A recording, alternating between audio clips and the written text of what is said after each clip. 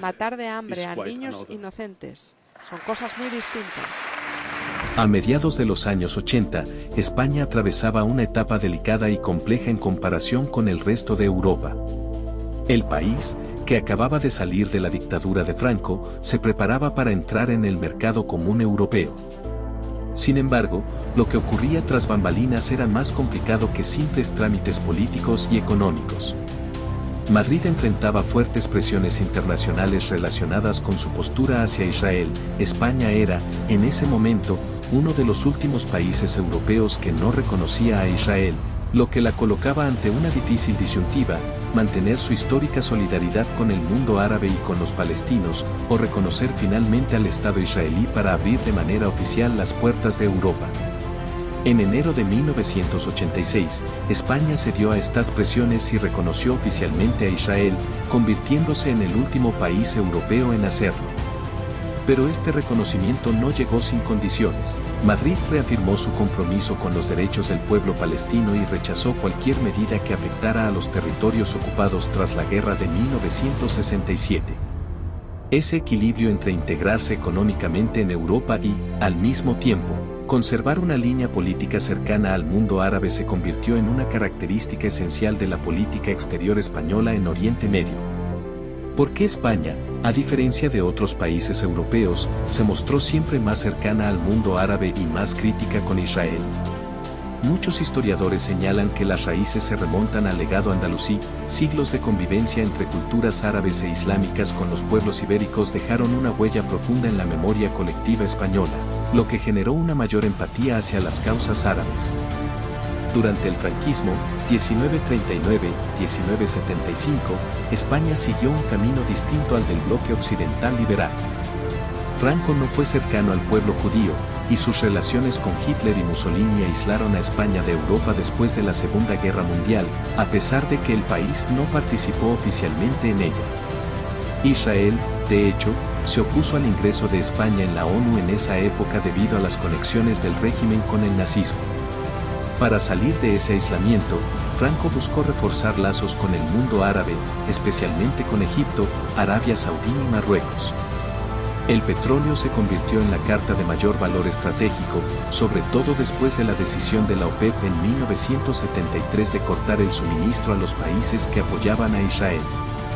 Esto empujó aún más a Madrid hacia los países árabes y la distanció de Tel Aviv. No sorprende que España fuera de las primeras naciones en reconocer a la República Siria en 1948 y en abrir una embajada en Damasco apenas en 1950. Con la muerte de Franco en 1975, España inició su transición a la democracia. En 1982 se integró en la OTAN y en 1986 entró en el Mercado Común Europeo, el mismo año en que reconoció a Israel. Sin embargo, Madrid subrayó que ese reconocimiento no implicaba renunciar a su defensa de los palestinos.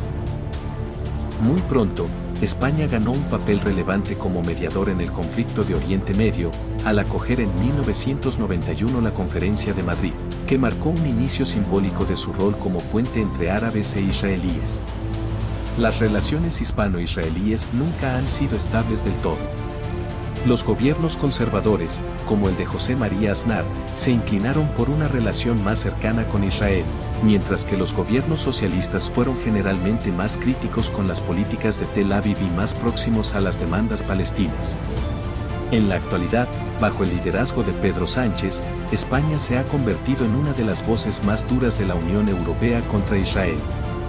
Tras los sucesos del 7 de octubre, Madrid fue de los primeros países europeos en anunciar el reconocimiento del Estado palestino con Jerusalén Este como su capital, y en 2024 se sumó a la demanda presentada por Sudáfrica ante la Corte Internacional de Justicia por acusaciones de genocidio contra Israel. Las declaraciones de figuras políticas españolas han provocado fricciones. Yolanda Díaz, vicepresidenta del gobierno, afirmó públicamente que Palestina se liberará del río al mar, un comentario que generó duras críticas desde Israel. El ministro de Exteriores israelí respondió acusándola de conspirar contra su país, llegando incluso a colocar su imagen junto a líderes como Jamenei o Yahya Sinwar. Cuando Israel intentó limitar las funciones consulares españolas en Jerusalén, Madrid contestó recordando que su consulado allí existe desde el siglo XIX, mucho antes de la creación del Estado de Israel, lo que fue interpretado como un gesto desafiante. La posición española también se hizo evidente en conflictos regionales anteriores. Durante la guerra de 2006 entre Israel y Hezbolá, el entonces presidente José Luis Rodríguez Zapatero apareció públicamente con un pañuelo palestino, criticando el ataque israelí al Líbano. En 2014, el Parlamento español aprobó una resolución no vinculante que instaba a reconocer al Estado palestino. Más recientemente, tras el estallido de la guerra en Gaza, España impuso un embargo total de armas a Israel, prohibiendo tanto la compra como la venta, además de negar el acceso a puertos españoles a barcos cargados con armamento israelí.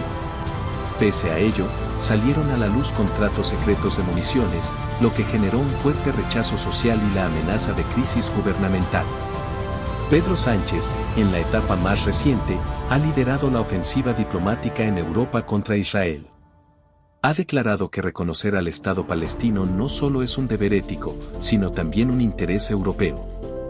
Durante su visita al Paso de Rafah, calificó la destrucción de Gaza como un crimen intolerable y anunció un incremento en la ayuda humanitaria a los palestinos por 100 millones de euros adicionales. En su nuevo gabinete incluyó, además, a un ministro de origen palestino, como símbolo de compromiso político. En septiembre, el gobierno español anunció un paquete de medidas para presionar a Israel a detener su ofensiva, una ley para prohibir todo tipo de transacciones de armas, la cancelación de un contrato de 700 millones de euros para la compra de lanzamisiles israelíes, el veto a embarcaciones que transportaran combustible destinado al ejército israelí, y restricciones al tránsito aéreo de material militar hacia Israel. Asimismo, España prohibirá la entrada a su territorio de responsables de violaciones de derechos humanos y dejará de importar productos procedentes de asentamientos ilegales en Palestina, al tiempo que ampliará proyectos de cooperación agrícola, sanitaria y alimentaria con la autoridad palestina. Este posicionamiento no solo se reflejó en las instituciones, sino también en la sociedad civil. Ciudades como Barcelona cortaron toda relación institucional con Israel, mientras sindicatos como el de los trabajadores portuarios de Cataluña se negaron a atender buques relacionados con el armamento israelí. Multitudes salieron a las calles de Madrid, Barcelona, Málaga, Sevilla o Bilbao, expresando un apoyo claro a la causa palestina. Desde el puerto de Barcelona partió la llamada Flotilla de la Dignidad, integrada por decenas de barcos con activistas internacionales que buscaban romper el bloqueo a Gaza, pese a ataques sufridos en el trayecto. Gobiernos europeos, incluida España, advirtieron a Israel de no poner en riesgo la vida de sus ciudadanos implicados en esta misión. En resumen, la diferencia de España frente a la mayoría de Europa se explica por una combinación de factores históricos, culturales, políticos y sociales. Desde el legado andalusí hasta las políticas del franquismo, pasando por la transición democrática y los debates contemporáneos, Madrid ha mantenido una relación única con el conflicto árabe-israelí. Hoy, bajo el liderazgo de Pedro Sánchez y con un respaldo ciudadano visible en las calles, España se ha convertido en la punta de lanza europea en la defensa de Palestina y en una voz que exige justicia y equilibrio en uno de los conflictos más largos y complejos de nuestro tiempo.